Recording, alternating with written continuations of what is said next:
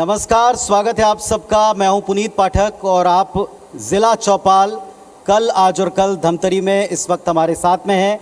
ज़िला चौपाल कल आज और कल Dhamtari, powered by Pradeep hospital कोरोत, को powered by pool side cafe Dhamtari in association with Sahib swimming pool Dhamtari, hospitality partner Surya Kirana Bhandar एवं catering, health partner Ojaswi nursing home Dhamtari, Heera dental clinic Dhamtari, Shri Ganpati hospital Dhamtari, strengthen by Goyal TMT and Goyal pipes, finishing school NH Goyal finishing school Raipur, frozen food gold, web partner ibis24.in।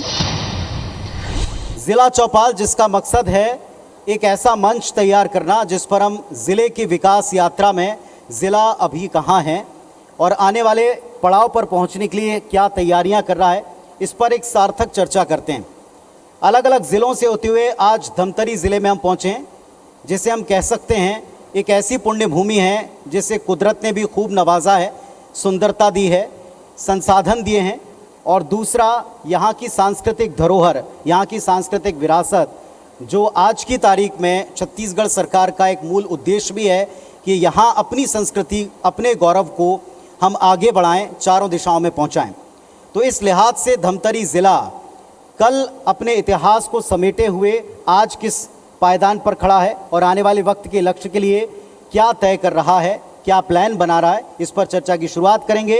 आप सबकी जोरदार तालियों के साथ हम शुरू करते हैं जिला चौपाल धमतरी कल आज और कल। तो आदरणीय मंत्री महोदया से हम चर्चा की शुरुआत करते हैं इस पैनल में।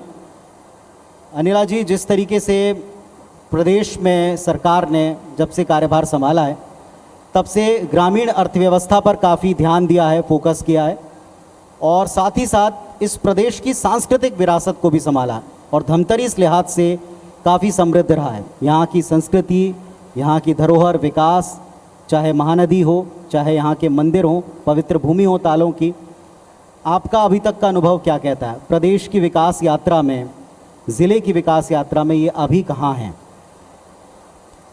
बिल्कुल, धमतरी जिला धमतरी धर्मों की नगरी है और इस नगरी में छत्तीसगढ़ की विकास के लिए ज़िला महत्वपूर्ण भूमिका निभा रही है। क्योंकि आप देख ही रहे होंगे यहाँ पर नेशनल हाईवे जो बन रहा है बहुत दिनों से अधूरी पड़ी थी, और जब से 3 साल से हमारी शासन में सरकार आई है और उसके काम निरंतर जोरों से चल रही है, वो लगभग पूर्ण होने को जा रहा है। उसी तरफ से पेंडिंग जो अर्जुनी का बाईपास रोड भी है वो भी जून में लगभग शुरू हो जाएगी। उसी तरह से इस ज़िला का एक और विकास जो नया गढ़ने जा रहा है रेलवे लाइन की, जो तत्काल कार्य चालू होने वाली है। उसी तरह से हमारे यहाँ के कृषि प्रधान देश भी हैं, तो आप देख रहे होंगे जब से हमारे मुखिया माननीय भूपेश बघेल जी बैठे हैं, निरंतर किसानों और मिलरों और सरकारी हमारे सोसाइटी के अधिकारी कर्मचारियों के सभी का समन्वय बनाकर अभी इस साल बहुत अच्छा धान खरीदी भी हुआ और तत्काल धान की उठाव भी हुआ, जिससे हमारे प्रदेश ग्रामीण अंचल में ज़्यादातर निवास करने वाले हमारे किसान भाई आज बहुत खुश है। और हमारा राज्य विकास की ओर तभी बढ़ेगा जब हमारा अन्नदाता खुश रहेंगे। जैसा आपने खुद ही कहा कि, और हम सब जानते हैं कि प्रदेश की सरकार का कि जो हमारी सांस्कृतिक धरोहर है उसको हम आगे बढ़ाएं। यहाँ देवी माता का धाम हो या फिर गंगरेल डैम हो, पर्यटन को लेकर अपार संभावनाएं। पर्यटन के क्षेत्र में इस ज़िले को और ऊंचा उठाने के लिए क्या प्रयास होने चाहिए, क्या हो रहे हैं? बिल्कुल, हमारे यहाँ पर्यटन के क्षेत्र में भी लगातार प्रयास किया जा रहा है, और हमारे पर्यटन मंत्री के माध्यम से भी और हमारे मुखिया के माध्यम से भी इस बार पर्यटन में कुछ विशेष बजट रखा गया है। वैसे भी धमतरी जिला आप लोग देख ही रहे होंगे, चाहे गंगरेल हो, चाहे मोरमसिल्ली हो, चाहे शोरूर बांध हो, ये सब यहाँ पर्यटन के क्षेत्र में और जो शासन को जिससे फ़ायदा हो रहा है, ये तो हमारे विकास का एक अहम आयाम है। और आने वाले समय में भी हमारे यहाँ की संस्कृति है इसको भी आगे बढ़ाने के लिए हमारे यहाँ राजीव गांधी मितान योजना जो सरकार की ओर से संचालित करने जा रहे हैं, जो यहाँ की संस्कृति, यहाँ की धार्मिक, यहाँ की तीज त्यौहार और हमारे खेल कूद सभी को आगे बढ़ाने के लिए इन लोगों का बहुत योगदान रहेगा और हमारे छत्तीसगढ़ के संस्कृति और सभ्यता का संवर्धन करने में भी इनका बहुत बड़ा योगदान रहेगा। हमारे साथ में यहाँ डॉक्टर लक्ष्मी लखन ध्रुव जी हैं, उपाध्यक्ष हैं मध्य क्षेत्र आदिवासी विकास प्राधिकरण की, और साथ में विधायक महोदय हैं सिहावा से।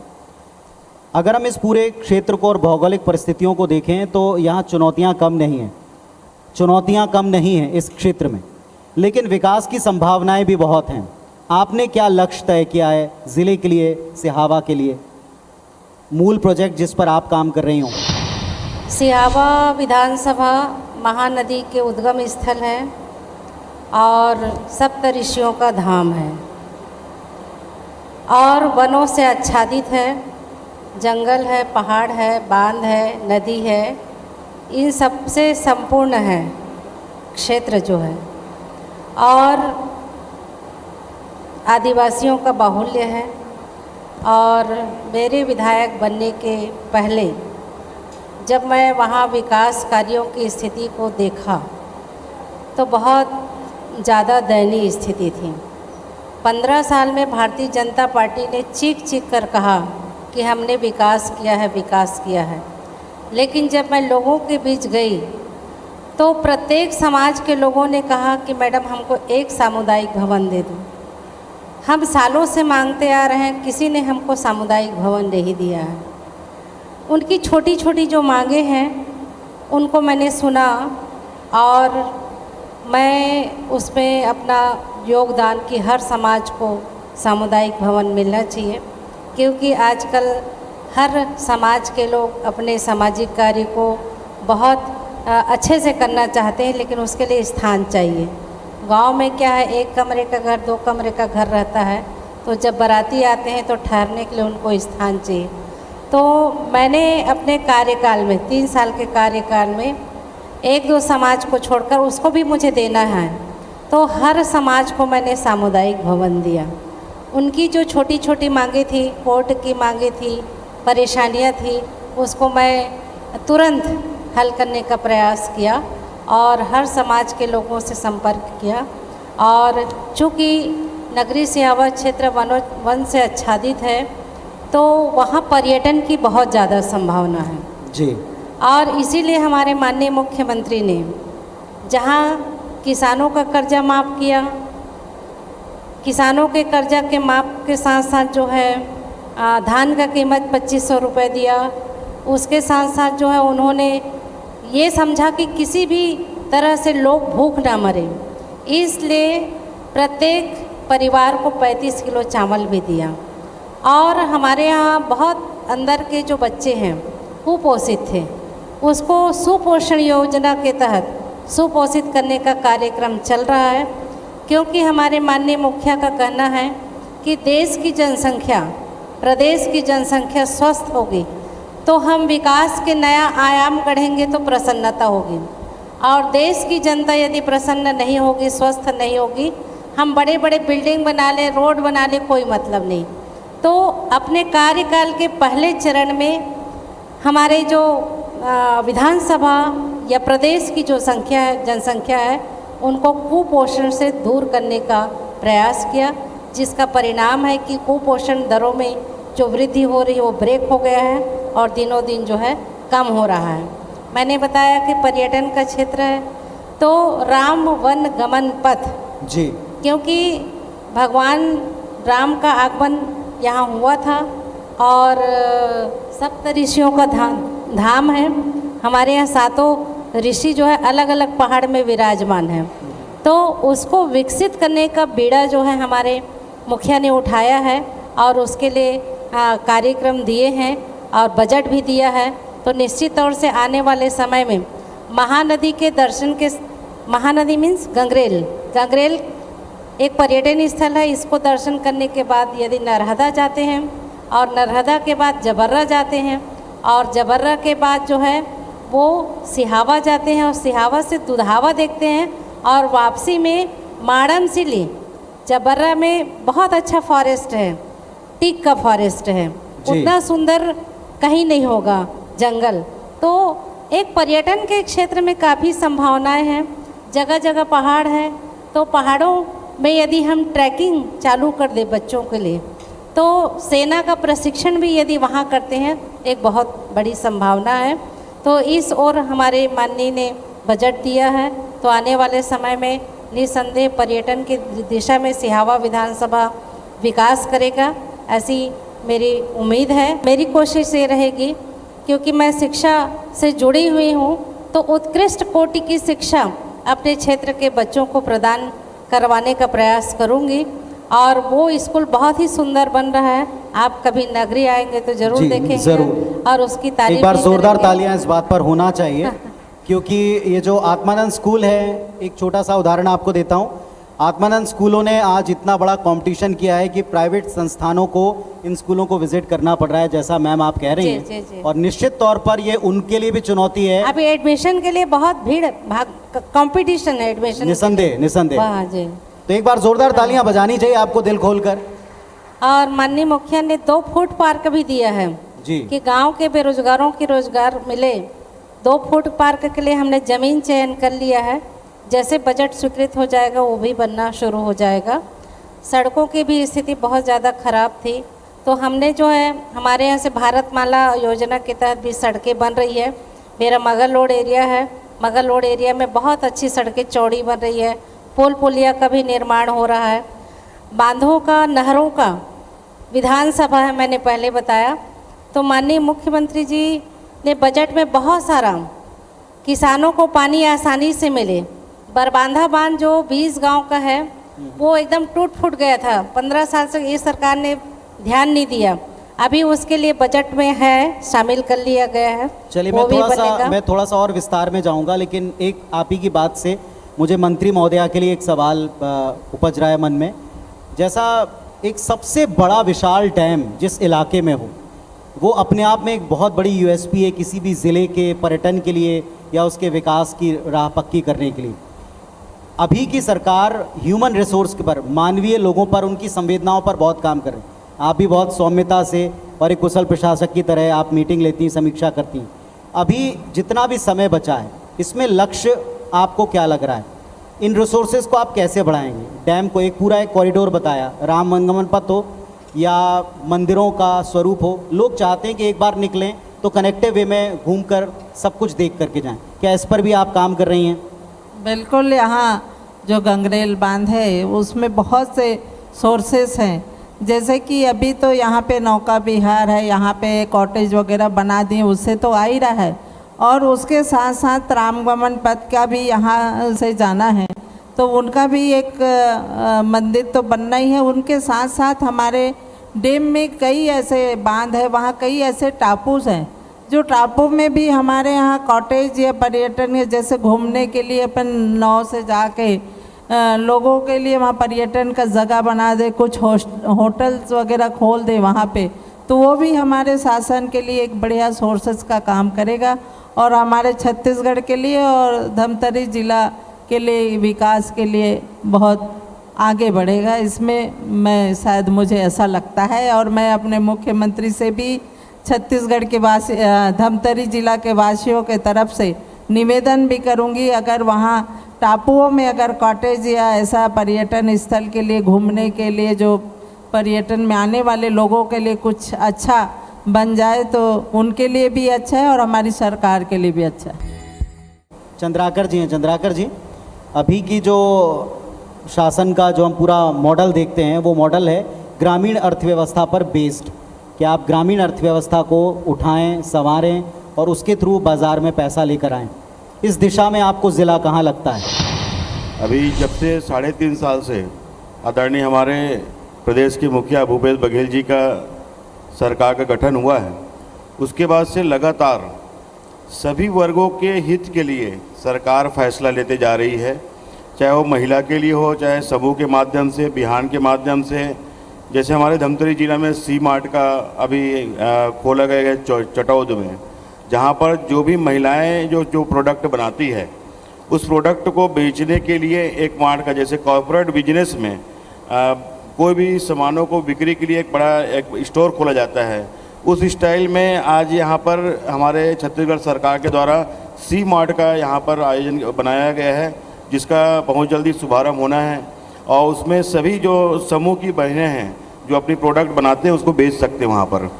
दूसरा, युवाओं के लिए अभी युवा राजीव मितान योजना के तहत हर गांव में 40 से 45 लोगों का गठन किया गया, जिसके माध्यम से उनको खेल कूद के लिए प्रोत्साहित करने के लिए 1-1 लाख रुपया प्रत्येक साल सरकार के द्वारा दी जाएगी। उसके साथ मनरेगा को सबसे ज़्यादा बढ़ावा कोरोना काल के अंदर में 2 साल में लगातार मनरेगा को सबसे ज़्यादा बढ़ावा धमतरी ज़िले में खास करके दिया गया। तो निश्चित रूप से ज़मीनी स्तर में जो लोग आम जनता है, जो गरीब है, मजदूर है, किसान है, किसानों के लिए 2500 रुपये कुंटल के माध्यम से और कर्जा माफ़ी करके किसानों को उठाने का प्रयास किया गया सरकार के माध्यम से। तो लगातार हर वर्ग को का विशेष रूप से फोकस आदरणीय मुख्यमंत्री जी के द्वारा किया जा रहा है। और इसके बाद रजिस्ट्री के लिए भी जो 600 वर्ग फुट की ज़मीनों पर रजिस्ट्री का पाबंदी लगा हुआ था, उस पाबंदी को हटाया गया। उसके माध्यम से शहरी क्षेत्र में जो नीचे तबके के लोग हैं, जो उस रजिस्ट्री को करा नहीं पा रहे थे या ज़मीन ले नहीं पा रहे थे ज़्यादा रेट तक के, तो उनके लिए एक बहुत बड़ी सुविधा हुई। और उससे आम लोग जो अपनी रजिस्ट्री कराना चाहते थे, 600 स्क्वायर फीट की ज़मीनों पर जो पाबंदी थी वो हटाई गई। तो ऐसे बहुत सारी चीज़ें हैं जो भूपेश बघेल जी के सरकार में ज़मीनी स्तर के लोगों के काम को विशेष फोकस किया गया है। जी, हमारे साथ वोरा जी भी हैं। जिस तरीके से अभी आपने पूरा सब लोगों को सुना होगा, पूरे प्रदेश में एक विकास यात्रा के ऊपर हम शासन को भी देखते हैं और लोग भी कदम ताल कर रहे हैं, साथ मिला रहे हैं। उद्योगों का और प्राचीन परंपराओं का एक बड़ा बैलेंस दिखता है। धमतरी में क्या स्कोप आप देखते हैं? पुराने उद्योग और नए स्कोप, इनके बीच में वो ब्रिज, वो बैलेंस बन पा रहा है? निश्चित ही धमतरी का उद्योग एक ऐसा उद्योग है जो कि राइस मिलों पर आधारित है और इसके लिए निश्चित ही यहाँ पे कोई ऐसा उद्योग आए जिससे धमतरी का बिजनेस जो है वो चेंज हो, क्योंकि अब आज स्थिति यह है कि 200 करीब राइस मिलें यहाँ पे चल रही हैं। इसके लिए मैंने प्रयास किया था कि यहाँ पे बड़ी लाइन रेलवे की आए और निश्चित ही वो प्रयास मेरा पूरा हो गया। आज रेलवे लाइन रायपुर से धमतरी के लिए काम चालू है और निश्चित ही मैं समझता हूँ कि यहाँ अगर बड़ी लाइन आएगी तो उद्योग, धमतरी का उद्योग 4 गुना बढ़ जाएगा और यहाँ से बालोद ये लाइन की जोड़ने की आवश्यकता पड़ेगी। इस तरीके से यहाँ तक कि मैं सोचता हूँ कि बिजनेस जो है, धमतरी का बिजनेस बहुत ज़्यादा आगे जाएगा और चंद महीनों या सालों में ये आपको दिखेगा। यहाँ पे मैं समझता हूँ कि मेडिकल कॉलेज की आवश्यकता है। मेडिकल कॉलेज के लिए मैंने प्रयास किया, मेडिकल कॉलेज के लिए काम किया और अभी मुख्यमंत्री जी को भी मैंने प्रयास किया है कि यहाँ पे मेडिकल कॉलेज खुले और एक ट्रामा सेंटर जो है वो यहाँ आवश्यकता है, क्योंकि नेशनल हाईवे पे गाड़ियाँ इतनी चलती हैं कि जो एक्सीडेंट होती है और डेथ हो जाती है। आज भी हमारे मेयर साहब के भांजे की डेथ हो गई। बड़े दुर्भाग्य की बात है कि आज जिस तरीके से नेशनल हाईवे पे स्पीड से गाड़ियाँ चल रही है, ये कहीं ना कहीं रोज़ एक्सीडेंट के चांसेस मिलते हैं। तो यहाँ का उद्योग, जैसे कि आपने मेरे पूर्व वक्ताओं ने यहाँ के गंगरेल की बात कही और जितने डैम हैं हमारे यहाँ, डैम के जो पर्यटन है इस पे बहुत ज़्यादा काम करने की आवश्यकता है। वैसे मुख्यमंत्री जी पर्यटन के विभाग में पूरे क्षेत्र में, मध्य प्रदेश अपना छत्तीसगढ़ में काफ़ी हद तक के सोच रहे हैं और काम भी कर रहे हैं। बिलासपुर सेक्टर में भी काफ़ी काम हुआ है और ख़ास करके मैं समझता हूँ कि गंगरेल में जितना उनका अभी प्रयास है कि गंगरेल पर्यटक के हिसाब से बहुत ज़्यादा आगे बढ़े। जब पर्यटक बढ़ेगा तो निश्चित ही धमतरी का विकास होगा, धमतरी के बिजनेस बढ़ेंगे, लोगों के आने की जो गति है वो बढ़ेगी। तो IBS 24 जिला चौपाल धमतरी कल, आज और कल में इस मंच पर इस पैनल ने जितने अपने विचार व्यक्त किए उनसे एक बात की बड़ी तसल्ली है। तसल्ली इस बात की है कि जो चीज़ आप और हम आम जनता, एक सजग नागरिक, एक पत्रकार, एक युवा सोचता है, कि आपके हमारे लिए प्रशासन या सरकार क्या कर रही है, आपके हमारे विकास के लिए, इलाके के लिए क्या सोच रही है। तो इस मंच ने और इस मंच पर बैठे लोगों ने ये बता दिया कि वो केवल सोच नहीं रहे हैं बल्कि कर रहे हैं। ज़िला चौपाल पर जितनी बातें की गई, हम सब थोड़ा थोड़ा ईमानदारी से इसमें योगदान दें। मंच के ऊपर जो आज ज़िला चौपाल कल, आज और कल धमतरी में सारगर्भित चर्चा हुई, इस मंच पर जो उन्होंने अपना समय दिया, मैं उन सब के प्रति अपना हृदय से आभार भी प्रकट करता हूं। और एक छोटी सी स्मृति हम चाहते हैं कि हमारी तरफ से हम उन्हें यहाँ इस मंच के ऊपर भेंट करें। मैं सबसे पहले निवेदन करता हूं Ravikant Dimole ji, regional business head Chhattisgarh, Shrimati Anila Bhediya ji, cabinet मंत्री हमारे बीच में इतना समय देकर रही हैं। कृपया आप उन्हें हम सब की ओर से आदर के साथ एक स्मृति चिन्ह प्रदान करें। आप सबकी ज़ोरदार तालियां मैं चाहता हूं।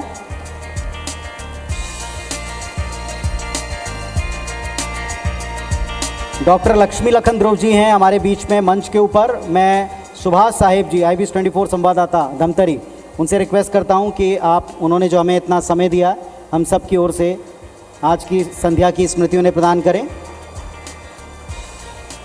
Bhupendra Singh, deputy manager marketing IBS 24, मैं उनसे रिक्वेस्ट करता हूं। नीलम चंद्राकर जी, प्रवक्ता छत्तीसगढ़ कांग्रेस कमेटी, हमारे बीच में मंच के ऊपर है, उन्हें वे स्मृति चिन्ह प्रदान करें। श्री गुरमुख सिंह जी होरा हमारे बीच में सहज होकर इस मंच पर खुलकर अपनी बात रखी। मैं भूपेंद्र सिंह से ही रिक्वेस्ट करता हूं कि उन्हें भी वे स्मृति चिन्ह प्रदान करें।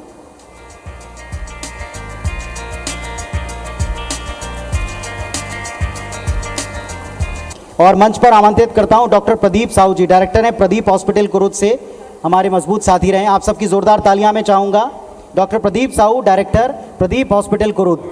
Doctor Roshan Upadhyay ji, director Upadhyay nursing home Dhamtari, मैं उन्हें सादर मंच पर आमंत्रित करता हूं।